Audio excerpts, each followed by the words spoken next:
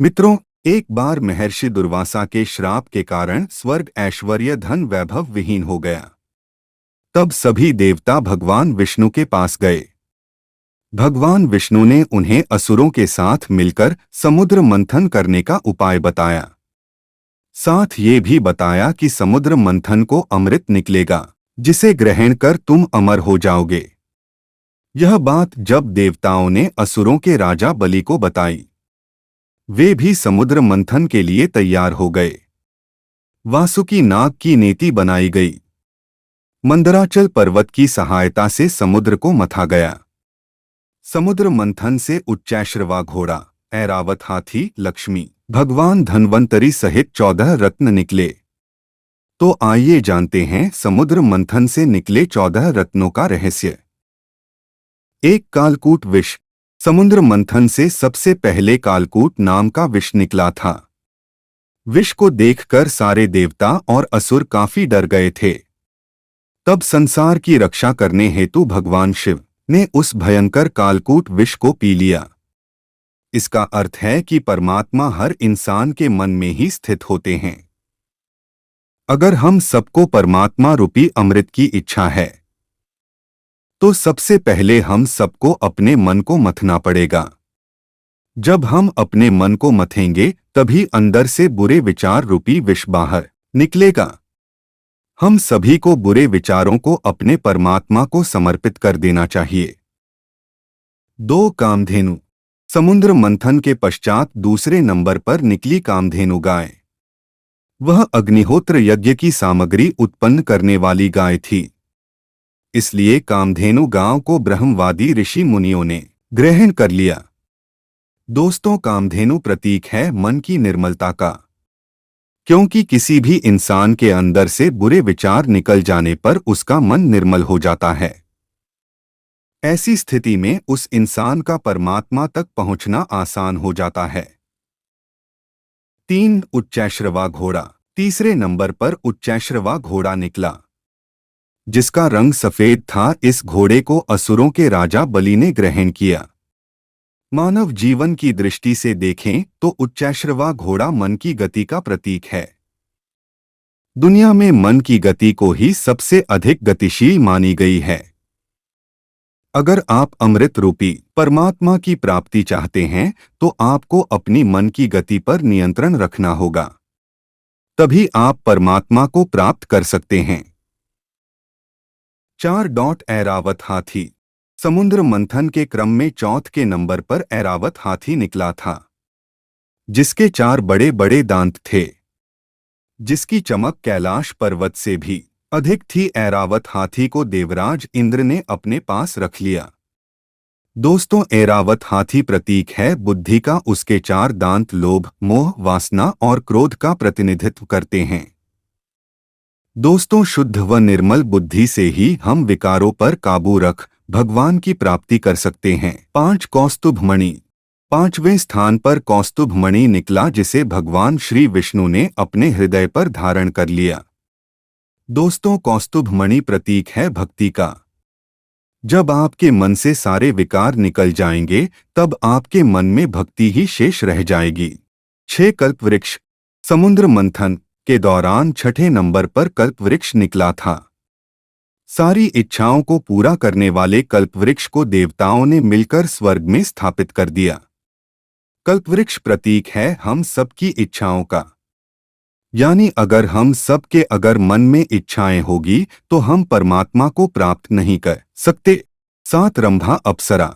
अप्सरा रंभा समुद्र मंथन के दौरान 7वें क्रम पर निकली थी। वह देखने में बहुत ही सुंदर थी।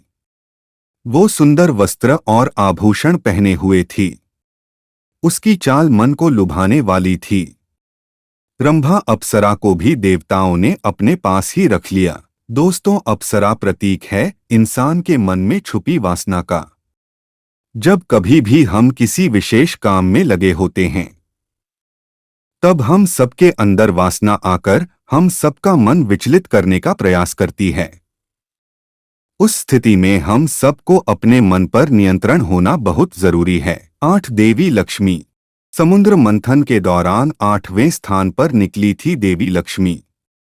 देवी लक्ष्मी को देखते ही असुर, देवता और ऋषि मुनि सभी चाहते थे कि लक्ष्मी उन्हें मिल जाएं।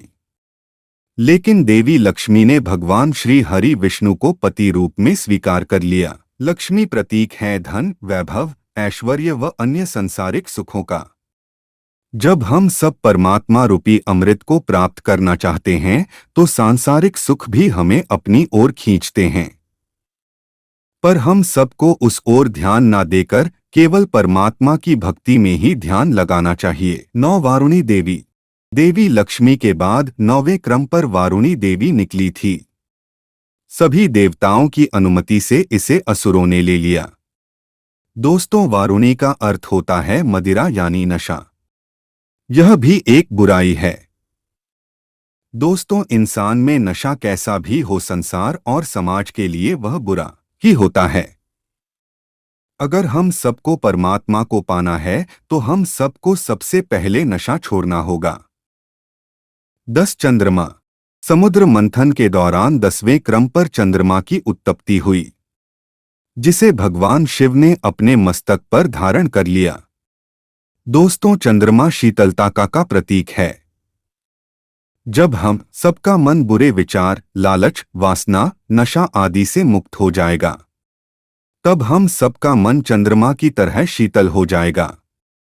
परमात्मा को पाने के लिए हम सबके पास ऐसे ही मन की आवश्यकता है। 11 पारिजात वृक्ष। 11वें नंबर पर पारिजात वृक्ष की उत्पत्ति हुई थी। पारिजात वृक्ष की विशेषता थी कि इसे छूने से ही शरीर की सारी थकान मिट जाती थी, इसलिए इसे भी देवताओं ने अपने पास ही रख लिया। पारिजात वृक्ष का अर्थ है किसी भी मनुष्य को सफलता प्राप्त होने से पहले मिलने वाली शांति। जब हम परमात्मा के निकट पहुंचते हैं तो हमारी थकान मिट जाती है, हम सबके मन में शांति का एहसास होता है। 12 पांचजन्य शंख। समुद्र मंथन से 12वें क्रम में पांचजन्य शंख निकला था। इस शंख को भगवान श्री हरि विष्णु ने ग्रहण किया। दोस्तों, शंख को विजय का प्रतीक माना गया है। इसके साथ ही शंख की ध्वनि बहुत ही ज्यादा शुभ मानी गई है। हमारे पुराण कहते हैं कि जब हम सब परमात्मा रूपी अमृत से एक कदम की दूरी पर होते हैं तो मन का खालीपन ईश्वरीय नाद से भर जाता है। ऐसी स्थिति में जाकर हम सबको परमात्मा से साक्षात्कार होता है। 13 भगवान धन्वंतरी। समुद्र मंथन से सबसे अंत में भगवान धन्वंतरी अपने हाथों में अमृत कलश लेकर निकले थे। भगवान धन्वंतरी प्रतीक हैं निरोगी तन व निर्मल मन का। दोस्तों, जब हम सबका तन निरोग और मन निर्मल होगा, तभी हम सबको परमात्मा की प्राप्ति होगी।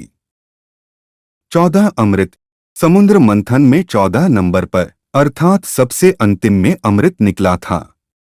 इसका अर्थ यह है कि 5 कर्मेंद्रियां, 5 जन्नेंद्रियां तथा अन्य 4 मन, बुद्धि, चित्त और अहंकार, अगर हम इन सभी पर नियंत्रण करने में कामयाब रहे तभी हम सबको अपने जीवन में परमात्मा प्राप्ति हो पाएगी।